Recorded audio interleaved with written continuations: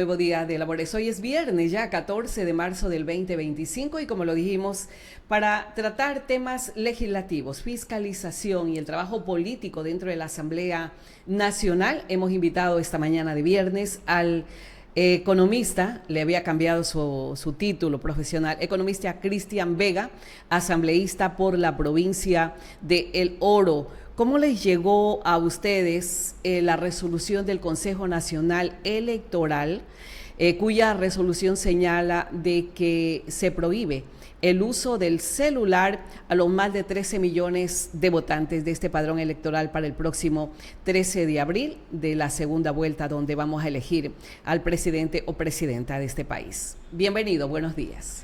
Muy buenos días, estimada Yane, muy buenos días a todos quienes nos observan a través de Orovisión. Un placer poder estar aquí y realmente cómo nos ha caído como un balde de agua fría, como directamente un atentado contra la democracia, con un hecho que no ha ocurrido nunca en el país y que realmente no nos deja de sorprender.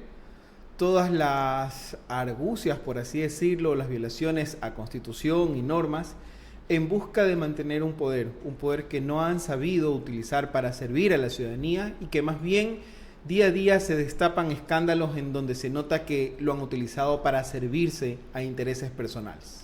Esto nace en las últimas declaraciones que hizo tanto el candidato presidente Daniel Noboa a los 3 días del proceso electoral del 9 de febrero, si no me equivoco, el 11 de febrero, dio unas declaraciones donde él hablaba de que existían denuncias donde ciertos ciudadanos fueron obligados a votar por la candidata de la Revolución Ciudadana. Así también lo dijo el ministro del Interior, el señor Lofredo, de que habían pruebas, de que habían informes policiales. ¿Ustedes como asamblea solicitaron esa información o conocen si se ha judicializado esas denuncias?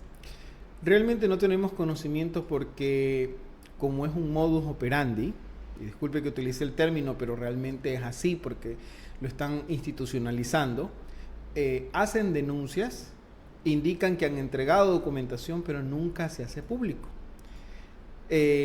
Nunca se presentan las pruebas ¿ya? Específicamente. Casualmente con el hecho de las denuncias, que entiendo que fue en la provincia de Manabí, eso no resistió ni 2 horas porque automáticamente con el número que presentaban en la captura de supuestamente los pedidos de que tienen que votar por tal candidato, si no vas a sufrir consecuencias, cuando se utilizan, y eso es lo beneficioso de estos dispositivos, que tú tienes herramientas para identificar los números de llamadas. Cuando marcabas al número, casualmente era el coordinador provincial de ADN en Manabí, el dueño del número de donde aparentemente estaban llamando para poder amenazar. Entonces no entendemos. O sea, era del otro lado, no del lado de la Revolución Ciudadana. ¿La obligación la estaban propiciando el partido oficialista? Lo que se mostraba es que hablaban de que tienen que votar por la Revolución Ciudadana, pero el número del que salían los mensajes agresivos era del coordinador provincial de ADN en Manabí. ¿Se pudo confirmar eso? Lo hacía con el Truecaller porque aparecía el número. Recuerden que estos dispositivos tienen esto y no están bajo el control del Estado. Uno puede marcar el número y te aparece el identificador, te aparece la foto de la persona. Claro que puede decir, ese número ya no es mío porque yo ya lo cambié o yo ya estuve o esa información es vieja. Eso ya le compete a Fiscalía General del Estado poder hacer una investigación o a las Fuerzas Armadas. Pero realmente no hemos conocido respuestas o resultados de aquello. Más bien lo que sirvió fue para infundar efectivamente y más bien agredir a la mayoría de las provincias de la costa, que fueron las que les dieron el respaldo a la Revolución Ciudadana, tratando de insinuar que aquí en la costa lo que hay son maleantes, son personas que están trabajando en el narcotráfico o que son delincuentes. Realmente eso nos pareció demasiado grosero y grotesco, porque entender que el resultado de la votación responde a que en estas provincias es donde más hemos sufrido los embates de la inseguridad, la carencia de la presencia del Estado, y ese es el resultado que se plasma en una votación, la necesidad de un cambio, de una renovación, de decirle ya no queremos lo mismo. ¿Qué es lo que van a hacer ustedes como asamblea ante la resolución del Consejo Nacional Electoral emitida hace pocas horas atrás? Bueno, desde la Asamblea Nacional nosotros tenemos bajo nuestras capacidades o lo que podemos hacer constitucionalmente, que es legislar y en este caso fiscalizar, llamarla a la presidenta, a la señora Diana Tamain, para que pueda comparecer al Pleno y nos explique cómo así una regulación en medio de un proceso de elecciones que cambia... Y faltando un mes, ¿van a tener tiempo es. para llamarla a Tamaí a la Asamblea Nacional? Por supuesto, porque recuerden que es obligación de los funcionarios públicos, ¿sí? De acuerdo a, si mal no recuerdo, es el artículo 56 de la Ley Orgánica de la Función Legislativa. No tengo el número exacto. No, le pero pregunto obliga, por el tiempo. Tiene que ir porque estamos hablando de que estamos a 30 días de un proceso electoral. O sea, le pregunto, ¿hay tiempo para poderla llamar a Diana Tamaí a la Asamblea y pueda dar una explicación respecto a esta resolución? Así es, la próxima semana en una nueva convocatoria se lo pone como punto del orden del día y se le envía el comunicado que se la llama a comparecer en virtud de que el artículo 7 del Código de la Democracia es claro. Cuando necesitas implementar por parte del Consejo Nacional Electoral, que en este momento es el máximo organismo en un proceso de elecciones, cuando quieres reformar algo del proceso de elecciones, tienes que enviarlo vía ley. Y nosotros como Asamblea Nacional tenemos máximo 30 días para tratarlo y si no lo tratamos entra por el Ministerio de la Ley. Pero eso es la norma. No puedes generar un reglamento que vaya en contradicción específicamente de preceptos constitucionales como por ejemplo la libertad de expresión. O sea, el Consejo Nacional Electoral y todos sus vocales, si querían hacer lo que acaban de hacer, esa resolución, tenían que haber presentado esta propuesta a la Asamblea Nacional. Eso es lo que nos está indicando, ¿no? Así es, porque está en la ley. Tenía que aprobarse esta reforma y luego si no se aprobaba o bien ustedes no aprobaban por el Ministerio de la Ley y ninguna de estas cosas se cumplieron. Así es. ¿Qué paso más se debe hacer en este caso como ciudadanos? Porque usted acaba de decir algo, se está violentando derechos constitucionales, ¿no? Porque si bien es cierto, la ley es tan clara, dice que el voto es secreto, no le podemos tampoco prohibir, porque tampoco está escrito en la ley, y lo que no está escrito no existe. Lo que no está escrito no puede cumplirse. Cualquier ciudadano puede coger su celular y puede mostrar por quién votó. Lo puede hacer. O puede poner sus cuentas, levantar su sigilo bancario y mostrar lo que tiene en el banco o decir qué enfermedad tiene. Es decisión de cada quien. ¿Qué pasos más pueden hacer en este caso los ciudadanos ante esta medida tomada por el Consejo Nacional Electoral? Gracias por la consulta.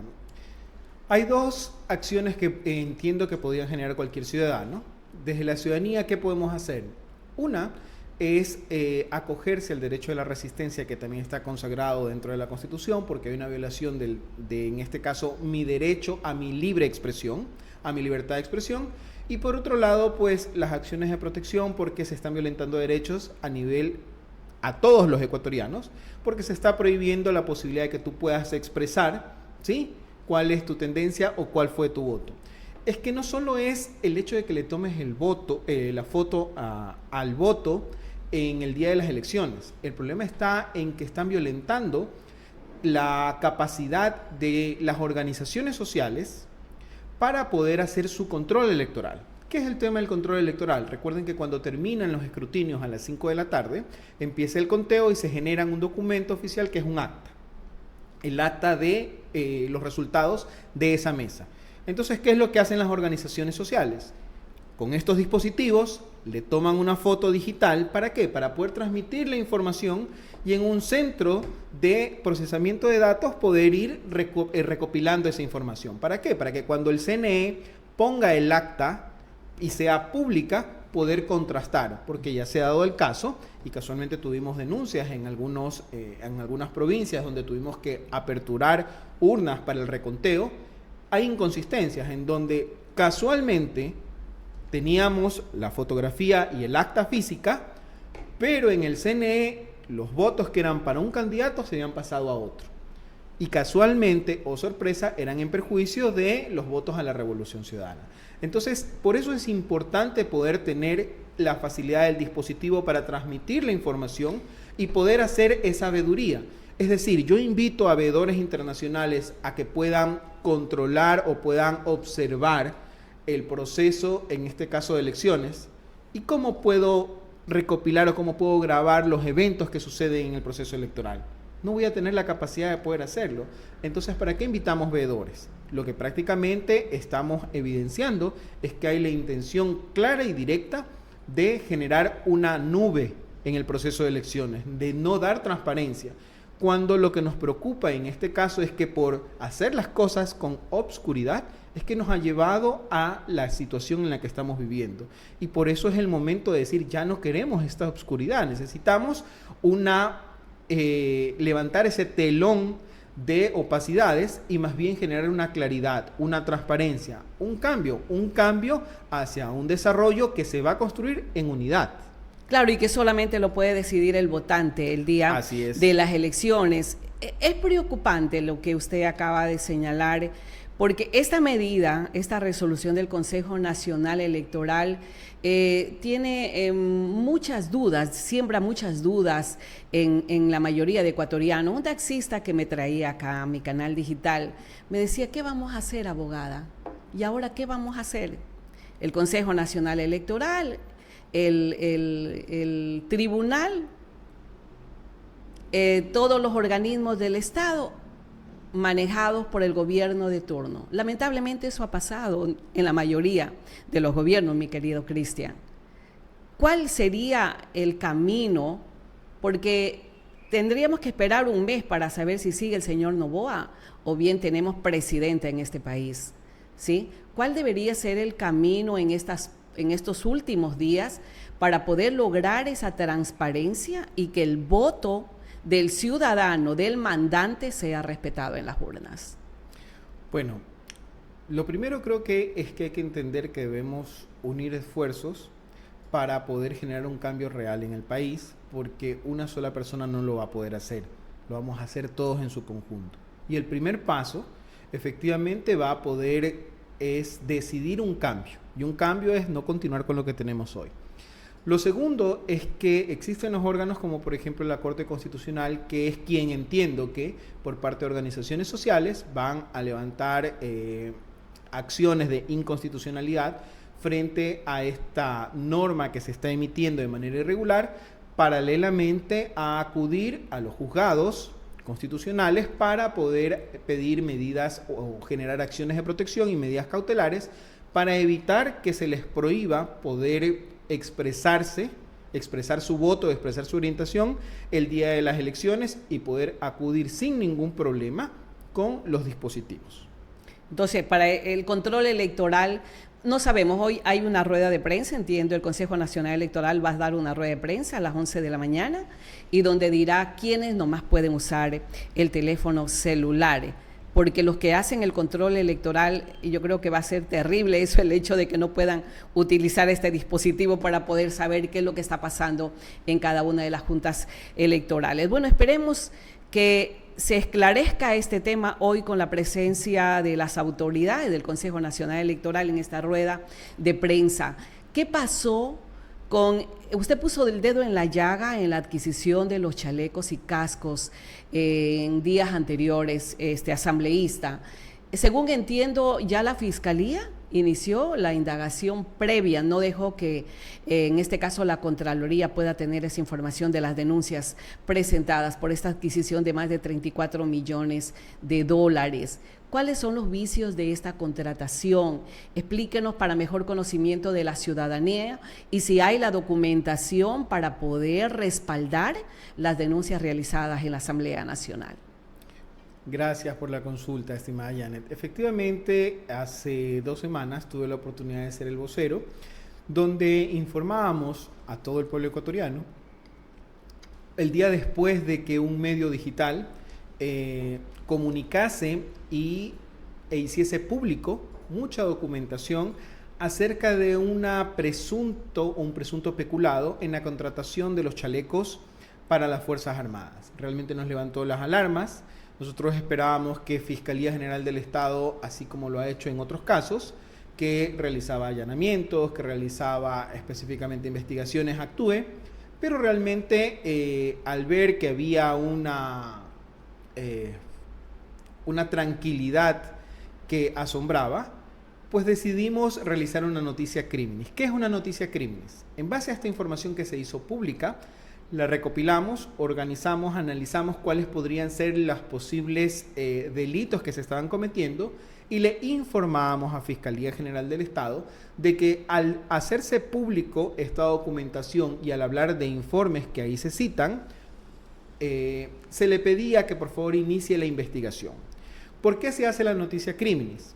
Nosotros no hicimos una denuncia como tal porque la documentación no la obtuvimos nosotros, sino es una documentación pública. Al ver la inacción de Fiscalía General del Estado, que de oficio pudo haber iniciado la investigación. Que de oficio podía haberlo hecho, nosotros le comunicamos. Y una vez que le comunicamos, pues ya somos parte para decirle, mire, esto lo obtuvimos de tal lado y esto es lo que dice. Usted que tiene la capacidad de hacer allanamientos, usted que tiene la capacidad de poder y pedir información, investigue, porque aquí, ¿qué es lo que se reportó? Se reportó que se ha contratado a una empresa que en el Sistema Nacional de Contratación Pública aparece como incumplido. Por lo tanto, tiene una prohibición tácita de poder contratar con el Estado. ¿Quién es el que le da esa prohibición tácita de contratar con el Estado? Casualmente, el Ministerio del Interior, es decir, el mismo gobierno. ¿Por qué? Porque no había cumplido con la norma técnica, entiendo yo, de una compra de municiones anterior. Y aparte de que se le da el contrato a una empresa que estaba impedida y a la fecha, y creo que hasta el momento, si usted ingresa en el portal de compras públicas, busca contratistas incumplidos y pone el RUC de esta empresa, le sigue saliendo que está impedida hasta el año 2029. ¿Y cómo contrataron si era una empresa que estaba incumpliendo con el Estado? Se supone que en el CERCOP, ¿cierto?, donde entran las propuestas para hacer la licitación, el momento que tú no califiques porque has incumplido, no puedes entrar dentro del concurso. ¿Qué fue lo que pasó? Se presume que con una acción de protección, ¿sí?, que pidió la empresa, dilató el proceso de incumplimiento que le había hecho el Ministerio del Interior. ¿Para qué? Para que el CERCOP no la ponga como incumplida. Esos 4 o 5 días que pasó levantado ese incumplimiento, firmaron el contrato. Y luego ya la empresa no se presentó y otra vez aparece como incumplido. Entonces el problema está en que si ya recibió las alertas por parte de las Fuerzas Armadas, el ministro de Defensa, Giancarlo Lofredo, que esa contratista era incumplida, él dice, no, pero es que en el momento en que firmamos no estaba en el portal. Sí, ¿por qué? Porque con una acción de protección se lo levantaron, luego firma el contrato y luego ya desiste de la acción de protección y la misma vuelven, empresa y la vuelven a poner como incumplida. Entonces, bueno, esa fue una de las alarmas, pero lo que más ha llamado la atención es que estos chalecos y estos cascos no cumplen con esas garantías de seguridad, de protección que necesitan nuestros miembros del orden. Se hicieron las pruebas, según lo que escuchaba, y se veía en algunos medios de comunicación de acá del país, donde las pruebas se hicieron, pero no en personas. Sí me entiendes. Si yo estoy segura de lo que compré, si sé que este chaleco tiene la protección para yo poder recibir un proyectil, se supone que debía haberse probado en persona. No lo hicieron. ¿También se cuestiona eso? Bueno, entiendo que el hecho de no haberlo probado en personas es por cuidar el tema de la integridad, pero con respecto al informe, las mismas Fuerzas Armadas indican que ellos hicieron una prueba con los chalecos, porque el informe que presenta la empresa me dice, mira, yo ya probé los chalecos y les disparé con un arma 9 milímetros y la velocidad de inicio, es decir, la carga que hay en la munición, la bala viajó a 319 metros por segundo. ¿Sí? Y ese lo presentan en el mismo informe. Entonces las Fuerzas Armadas, que conocen la normativa internacional, dicen, oye, pero si me estás diciendo que este chaleco es blindaje tipo 3, la norma internacional, ¿sí?, en el Centro Internacional de Justicia, para el blindaje tipo 3, de acuerdo a la norma 0101J06, me dice que las municiones con las que hagas las pruebas deben tener una velocidad de arranque no de 319, sino de 402. Entonces estamos hablando que son casi 100 metros por segundo menos, y eso ¿qué puede ocasionar? 2 cosas, o que la bala traspase al chaleco, o que el impacto que le da la bala al chaleco, si no tiene la protección, le puede romper órganos internos o le puede romper articulaciones. Por el impacto. Ya. Por eso es la necesidad de probarlo. O sea, habiendo ese informe también de la policía o del ejército, me dijo. del ejército, de la fuerza terrestre. O sea, ellos dieron ese informe y a pesar de eso todavía siguen justificando esta adquisición de chalecos y cascos. Así es, porque ¿qué era lo que tenían que haber hecho en la prueba? Si no iban a poner personas, ¿qué es lo que sucede? Hay unos parches que son los que te miden el impacto, que son los mismos parches que se utilizan cuando se hacen las pruebas de choque en los vehículos. Ponen los maniquís, te hacen el choque y miran cuáles son las lesiones que te generan para ver qué grado de seguridad hay en los vehículos. Lo mismo se le puede poner por debajo a los chalecos para ver si es que cuando llega la bala y genera el impacto, logra, en este caso, difuminar la energía. Si la energía no la difumina, toda la energía la va a absorber el cuerpo. Y ahí puede romper órganos internos, le puede romper inclusive costillas. O sea, no te va a matar el proyectil adentro de tu cuerpo, sino el impacto. El impacto, porque te genera, en este caso, lesiones internas. Bueno, ¿y qué pasó con, cuál es el siguiente paso luego de lo que ya, si bien es cierto, no dejó que la Contraloría pueda revisar esa información, porque ya inició la Fiscalía la indagación previa? ¿Es para proteger a su ministro? Realmente no, porque les comento, el día de ayer nosotros en el Pleno de la Asamblea Nacional estábamos, en este caso, por levantar la reserva de la información, porque ha sido una forma, y vuelvo a utilizar el término, un modus operandi por parte de los ministerios de este gobierno, de todo declararlo en reserva, es decir, que todo es secreto, todo tiene que ser en reserva para que no se pueda tener acceso a la documentación. Entonces, ¿qué es lo que iba a hacer la Asamblea Nacional? Hacer el pedido para que en el Pleno se vote para levantar la reserva y el Contralor General del Estado pueda hacer la investigación. Pero ya no va a poder hacerlo. Ya no se hizo porque casualmente... La Fiscalía inicia indagación previa de ese tema. ¿Hay alguna denuncia en contra del ministro? Así es, porque casualmente en la mañana, a través de terceros, denuncian, ahora sí, este caso con temas penales, y de manera expedita la Fiscalía General del Estado ya inicia la indagación completa, hace formulación de cargos y le comunica a la Contraloría General del Estado, ya inicié una investigación, tú ya no puedes entrar. Entonces, ¿qué es lo que hace? Evita que se levante la reserva de la información y se pueda conocer cuáles fueron los términos de las contrataciones, cómo fueron la comprobación de la calidad, quién fue el encargado de negociar, es decir, todos los documentos precontractuales que permitieron elaborar los términos de referencia para la contratación y quién tuvo acceso a qué tipo de informes y quién decidió, porque lo que estamos viendo es que conociendo que presumiblemente esos chalecos no cumplían los requisitos, el ministro de Defensa obvió esa información, contrató con una empresa que sabía que había estado incumplida, pero por esos días se la levantaron solo para firmar el contrato. Y eso efectivamente se confabula, de acuerdo al artículo 278 del COIP, como peculado. O sea, ya ustedes no pueden actuar. Como asamblea ya les quitaron el derecho de actuar con respecto a este tema.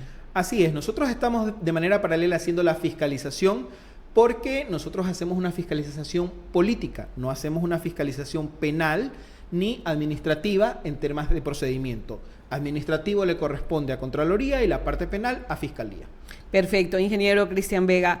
El tema del caso, para cerrar ya esta entrevista, el hecho de que el presidente haya dado por terminado la adjudicación del campo Sacha, definitivamente también los dejan ustedes sin ese accionar de poder llamar a una fiscalización a los ministros competentes al ramo con respecto a lo que se pretendió hacer. En este caso no, les cuento. A diferencia de que ya se generó una denuncia penal por el caso de los chalecos en donde está Fiscalía directamente, acá nosotros, como parte del rol de la fiscalización, ¿sí? Nosotros lo que estamos haciendo es llamando a los ministros. No se pudo levantar dentro de la comisión la reserva, pero la Asamblea con sus miembros sí puede hacer el seguimiento y de hecho lo está haciendo.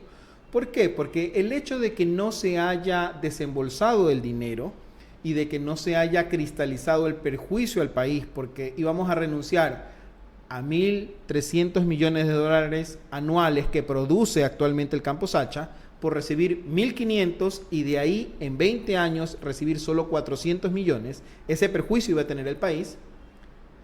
Entonces, lo que sí puede hacer fiscalización ahora, ¿sí?, es en este caso ese proceso, ver cuál es la documentación precontractual, porque el hecho de que no se haya desembolsado es como una analogía de que a usted fue alguien, la agredió, la golpeó, le quitó la billetera, pero cuando ya se iba a llevar la billetera, se le cae la billetera y se va.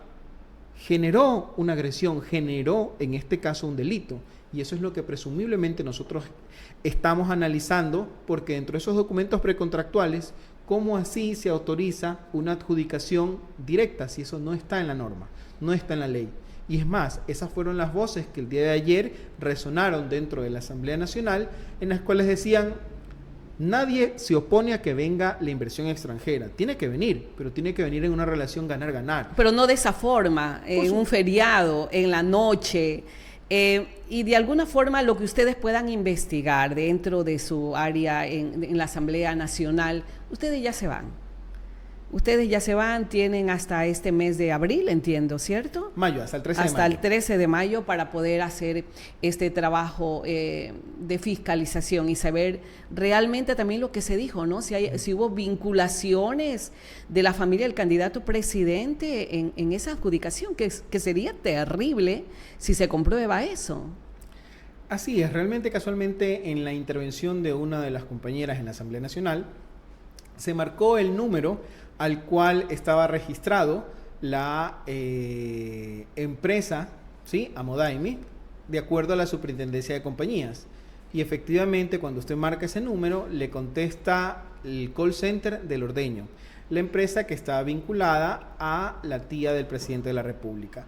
Entonces, si bien es cierto, esta asamblea, los miembros actuales, vamos a estar hasta el 13 de mayo, pero la Asamblea Nacional mantiene y es una institución que continuará con estos procesos e indistintamente de las personas. Los nuevos asambleístas tendrán que continuar con los procesos pendientes y yo entiendo que esto al final deberá darle respuestas al pueblo ecuatoriano, no es a la Asamblea. Así es, a la ciudadanía. El mismo tema de Petro Noboa, que también ha dejado tremendas dudas, con qué facilidad el SRI, cómo lo persiguen a uno por $100 y que se haya eliminado más de 6.300 facturas del Servicio de Rentas Internas. ¡Qué vergüenza! Ese es el país que estamos viviendo el día de hoy. Y otro tema, oiga, que está preocupando enormemente. Definitivamente este gobierno demostró que nuestras Fuerzas Armadas, que la policía, son incapaces para poder controlar el tema de seguridad, o bien no existe una política pública de seguridad en este país, que ahora quiere traer a mercenarios, a una milicia internacional para poder operar, y una de nuestras provincias va a ser punto también estratégico de esto. ¿Cómo lo ve usted a este tema? Bueno, primero yo creo que es otro insulto más a quienes día a día arriesgan su vida para combatir el tema de la inseguridad. Lamentablemente los han utilizado como carne de cañón a nuestras Fuerzas Armadas y a la Policía Nacional. Me solidarizo con las esposas, con las hijas, con los hijos, con los familiares de quienes arriesgan su vida. No solo les jugaron sucio porque les entregaron unos chalecos que presumiblemente no cumplen con la normativa técnica y los dejan indefensos frente a esa lucha desigual, sino que ahora, para justificar en este caso y para seguir polarizando y generando odio en el país, tratan de hacerlos ver como incapaces, como inútiles. Yo, como un ex cadete de un colegio militar de la segunda promoción, me solidarizo con las Fuerzas Armadas y yo sí creo en las Fuerzas Armadas. Yo sí creo en la Policía Nacional y no podemos permitir que se siga dejando por el piso el nombre de estas instituciones, pretendiendo que ahora mercenarios, porque esa es la palabra, mercenarios, que vienen solo por dinero, aparentemente vengan a intervenir acá. Y con total impunidad. Con total impunidad, así es. No podemos permitir eso. Las gloriosas Fuerzas Armadas y la gloriosa Policía Nacional han hecho una labor extraordinaria con lo poco o nada que les han dado, porque nos subieron el 3% del IVA para temas de seguridad, pero de los 1.300 millones de dólares, solo 120 se les ha otorgado para temas de seguridad. ¿Cómo pueden ellos luchar? O sea, el dinero que se recauda a los ecuatorianos, en vez de invertirlo en darle las facilidades y darle calidad en su logística a nuestras Fuerzas Armadas, se lo van a pagar a mercenarios. Yo creo que seguir así o más de lo mismo no es ya una alternativa. Es la necesidad que tenemos todos de buscar un cambio y yo definitivamente no estoy de acuerdo con esas declaraciones que hizo el Ejecutivo Y yo creo que realmente más bien son medidas desesperadas. Y son el tema también que la Asamblea tiene que analizar. Es un tema que la Asamblea tiene que analizar y pedir cuentas. ¿Qué pasó con ese 3%? Usted lo acaba de decir. Más de 1.400 millones, según el Servicio de Renta Interna, lo que recaudó de ese 3%. ¿Cómo es que se invierten 23 millones de esos 1.400 millones en seguridad? Sí. Esa es una labor que tiene la Asamblea que cumplir. Mi querido Cristian, muchísimas gracias por habernos acompañado. Oiga, ¿y por qué no fue a la reelección? ¿Qué pasó? Bueno, una de las cuestiones por las cuales yo ingresé a la Asamblea es para mostrar que desde la academia, sí, porque yo soy docente universitario, podemos generar cambios reales y contra todo pronóstico que decían en un tiempo tan corto no vas a poder sacar ni una ley. Lo hicimos en 9 meses. Yo ya cumplí con mi periodo en la Asamblea Nacional, yo cumplí con los orenses generando una ley, aprobándola y mostrándola que todos estamos en capacidad de poder hacerlo. Yo también siempre he creído en el tema de la renovación. Yo ya he ocupado la plaza de la Asamblea Nacional. Hay que darle espacio a la juventud, a esa juventud que quiere tener también la experiencia de servir, y hay que darle espacio también a mis compañeros militantes, porque recuerden que nosotros estamos para servir a un proyecto nacional. Y son pasajeros, ¿no? Somos pasajeros. Quien esté por intereses personales y quiera perennizarse, yo creo que ya no es momento. Más de lo mismo no. Hay que buscar ese cambio y ese cambio empieza por nosotros, en unidad y con transparencia. No permitir que quienes se ven perdidos quieran morir matándonos. Eso no lo podemos permitir. La unidad, el amor y una convicción directa en saber que necesitamos el cambio es lo que nos va a permitir desarrollarnos y vivir en paz en el Ecuador. Muchísimas gracias al asambleísta Cristian Vega, asambleísta por la provincia de El Oro, nuestro invitado en este viernes. Amigos, que tengan un maravilloso día. Un abrazo para todos.